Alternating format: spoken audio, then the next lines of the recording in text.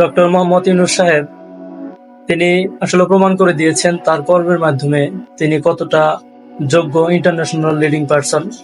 তিনি যেভাবে দেশকে নেতৃত্বের সাথে দেশের জন্য কাজ করে যাচ্ছেন, এরকম একজন লিডার বাংলাদেশে খুবই দরকার ছিল।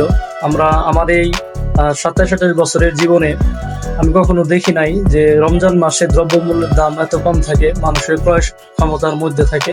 তিনি সেটা বাস্তবায়ন করে দেখিয়েছেন। আর জীবনের এই শেষ সময়ে এসে আসলে ডক্টর ইউনূস সাহেব, তার আসলে প্রাপ্তির কিছু নাই। তিনি সারা জীবনে যা কিছু অর্জন করেছেন, বাঙালি হিসেবে তাকে নিয়ে গৌরব বোধ করার মতোই। তিনি সারা বিশ্বব্যাপী তার যে সুনাম ও সুখ্যাতি রয়েছে, এতে তাকে বাংলাদেশের মতো একটি দেশের প্রধানমন্ত্রী হওয়ার আসলে তার কোনো দরকার নাই। তিনি প্রধান উপদেষ্টা হয়েছেন বাংলাদেশের জ্ঞানীগুণীদের দাবির কারণেই।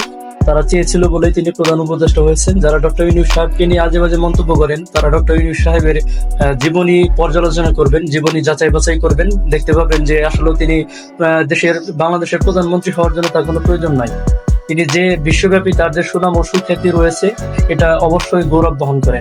ডক্টর ইউনূস সাহেব তিনি বলেছেন যে আমার এই বয়সে আমার আসলে দেশের জন্য পাওয়ার কিছু নাই, কিন্তু আমাকে দেশের জন্য অনেক কিছু দেবার রয়েছে। আমার এই শেষ সময়ে আমি আমার দেশের জন্য কিছু করে যেতে চাই।